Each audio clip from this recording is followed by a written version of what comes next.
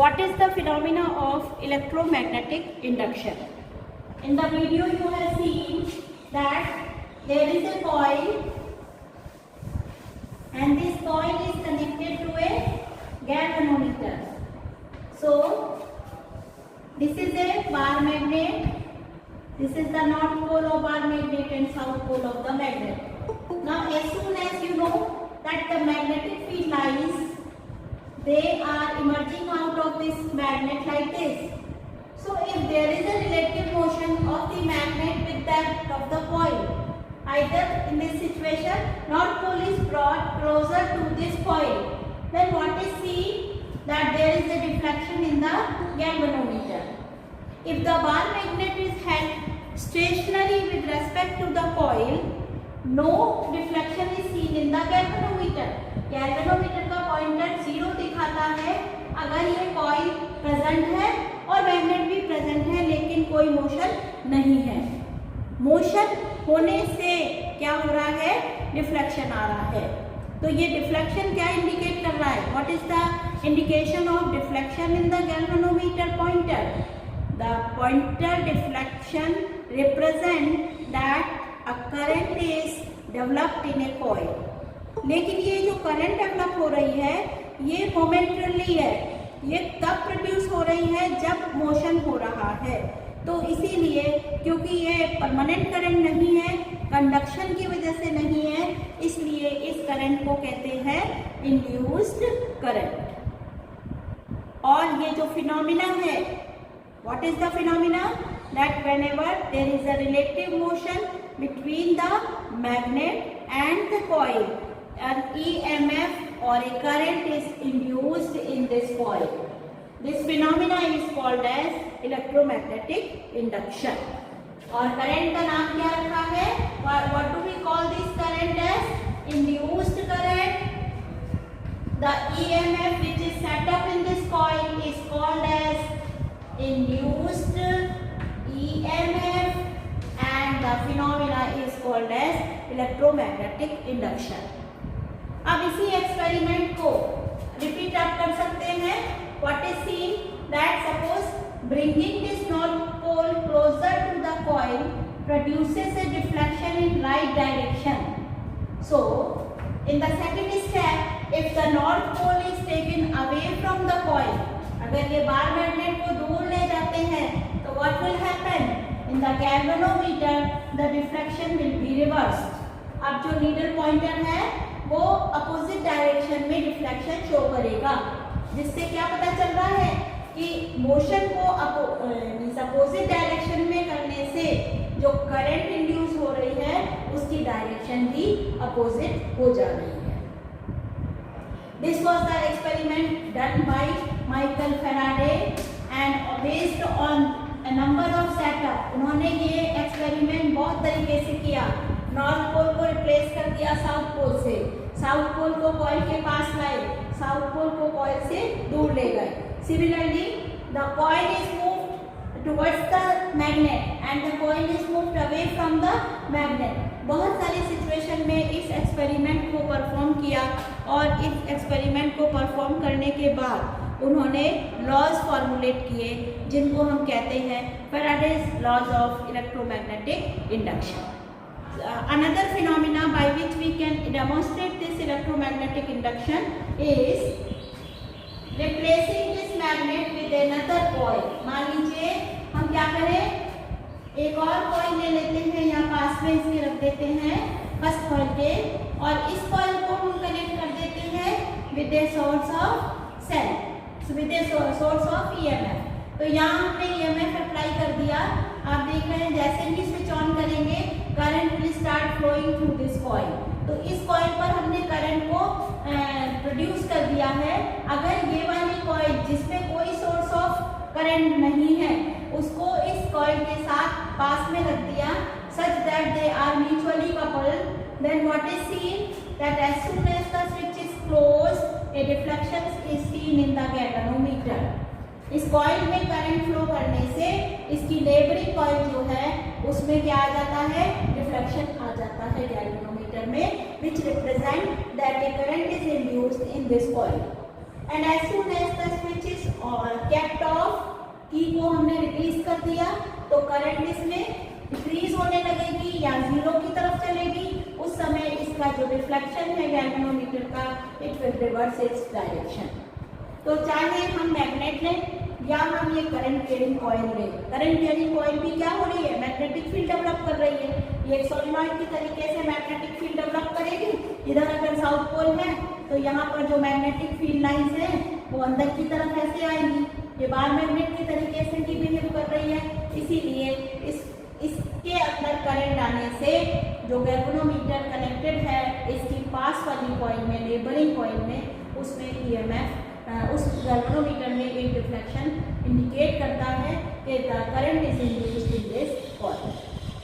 अब ये जो फिनोमिना है, you know that it is a very miraculous phenomena because in this method what is done, there is no source of EMF, current का कोई source नहीं है, सिर्फ इसके पास में एक कॉइल रखने से और कॉइल के अंदर करंट प्रोड्यूस करने से या इस कॉइल के पास एक मैग्नेट रखने से ही क्या हो रहा है, करंट डेवलप हो जाना है।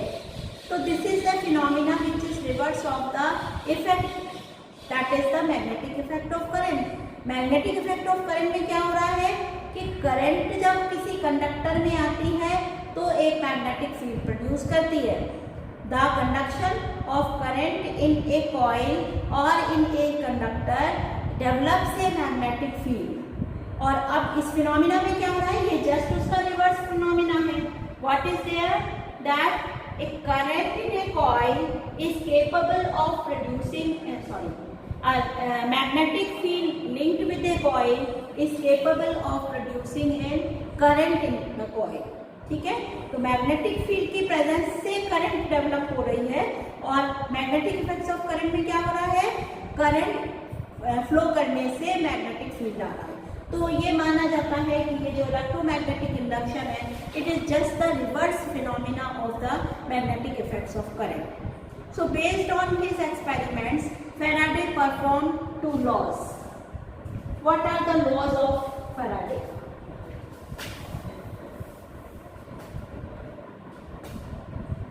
Laws of electromagnetic induction.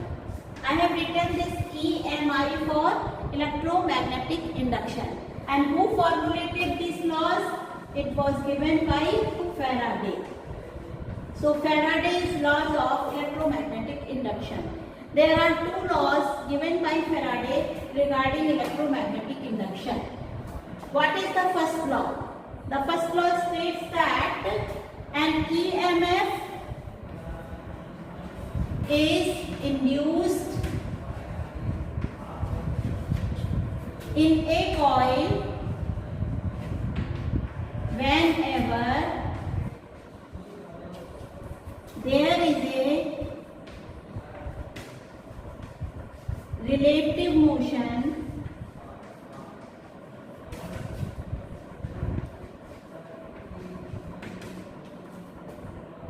between the magnet or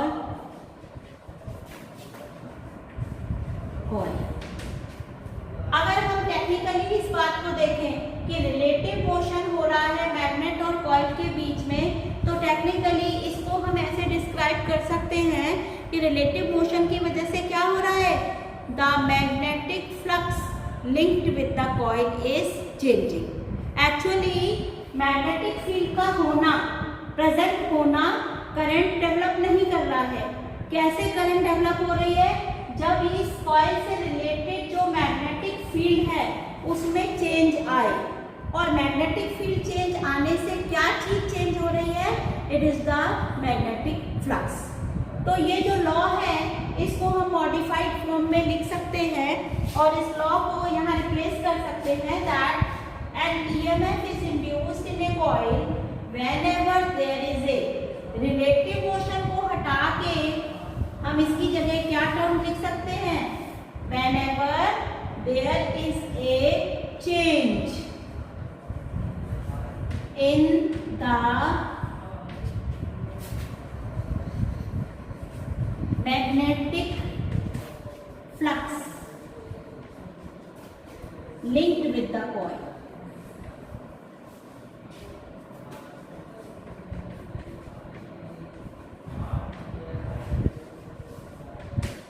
अब ये करेक्ट फॉर्म है फैराडेज का फर्स्ट लॉ डिस्क्राइब करने का। क्या कह रहा है? An EMF is induced in a coil whenever there is a change in the magnetic flux linked with the coil. इसमें एक और सेंटेंस हम ऐड कर सकते हैं that this EMF lasts till the change of flux exists. So this EMF lasts till the change in flux exists. तो first law में Faraday क्या बता रहे हैं कि ये जो मैग्नेटिक फ्लक्स बदल रहा है कॉइल से लिंक्ड, तो उसमें क्या हो जा रहा है? एक ईएमएफ इंड्यूस हो जा रहा है कॉइल में, और ये ईएमएफ तब तक रहेगा जब तक कि चेंज एग्जिस्ट करता है। जैसे ही ये चेंज होना बंद हो जाएगा, the EMF will also become zero. ठीक है, ये जो ईएमएफ इसमें डेवलप हो गया है, इस ईएमएफ को क्या कहा? Induced EMF. Then comes the second law. First law में जनरेशन ऑफ द ईएमएफ, और सेकंड लॉ में बताया the value of this EMF, how to calculate how much amount of EMF is induced in the coil. तो accordingly the Faraday's law states that, second law states that the EMF induced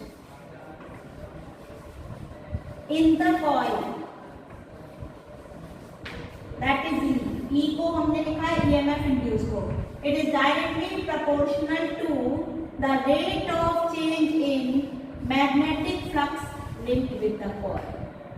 EMF is directly proportional to d phi over dt. d phi क्या है? Change in magnetic flux. And what is dt? The time in which this change exists. So d phi over dt gives the measure of rate of change in magnetic flux linked with the coil. So what is the statement of the second law? The EMF induced in the coil is directly proportional to the rate of change in magnetic flux linked with the coil. अब यहाँ Faraday ने इस EMF के direction को indicate नहीं किया, बस उन्होंने बता दिया कि मैग्नेटिक फ्लक्स का जो रेट होगा उसी से मेजर होगा इस EMF की वैल्यू। अब जब हमने कहा कि मैग्नेटिक फ्लक्स चेंज होता है, तो इसमें बहुत सारे केसेस इन्वॉल्व हो गए। मैग्नेट कॉइल की तरफ मूव कर रहा है, magnet away from the coil move कर रहा है, कॉइल मैग्नेट की तरफ आ रही है या कॉइल मैग्नेट से दूर जा रही है, एक करंट कैरिंग कॉइल के पास एक कॉइल रखी हुई है, तो current flowing in one coil will induce a current in the neighbouring coil. ये सभी फिनोमिना जो है इसी से रिलेटेड हो गए। EMF induce proportional to d phi over d t लिखा, तो जब हम एक साइन ऑफ प्रोपोर्शनलिटी हटाते हैं तो यहाँ एक कांस्टेंट टर्म हमें लिखना पड़ता है कि d phi over d t, और एसआई यूनिट में in SI units K is equal to 1. Therefore EMF is equal to magnitude of d phi over dt. यहाँ मैंने लिख दिया मैग्नीट्यूड का मतलब हमने डायरेक्शन नहीं इन्वॉल्व किया है। एक्चुअल में जब हम इसके डायरेक्शन पर आते हैं तो क्या इसका करेक्ट फॉर्म क्या हो जाता है? EMF is equal to minus of d phi over dt. And this negative sign, ये नेगेटिव साइन क्या बता रहा है? Negative sign is in accordance to Lenz law. Negative sign Lenz law को इंडिकेट कर रहा है। Now what is the Lenz law? जो फैराडे का लॉ है उसमें ईएमएफ का वैल्यू मेजरमेंट बता दिया, लेकिन ये ईएमएफ की पोलैरिटी को नहीं बताया। Direction in which the current is induced is not indicated by Faraday but it is given by lens. Now what is this Lenz law? It states that the EMF polarity is such that it opposes the very cause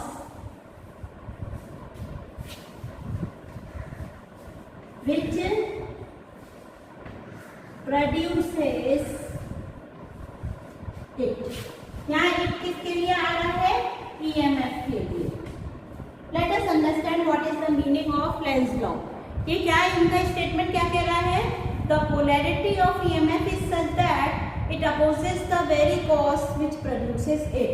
मतलब EMF इस nature का होता है कि जिस कारण से, जिस फैक्टर से ये जनरेट हुआ है, उसी का ये अपोजिशन करता है. Let us understand the situation. पहला वही एग्जांपल ले रहे हैं हम. ये हमारी कॉइल थी. इस कॉइल को हमने गैल्वेनोमीटर से कनेक्ट किया. यहाँ पर जो नॉर्थ पोल है बार मैग्नेट का, उसको इधर लाए. तो जब नॉर्थ पोल हम इस तरफ ला रहे हैं, तो जो इसके अंदर करंट इंड्यूस होगा वो इस तरीके का होगा कि ये इस नॉर्थ पोल को पास आने से रोकेगा. कैसे रोक सकता है पास आने से?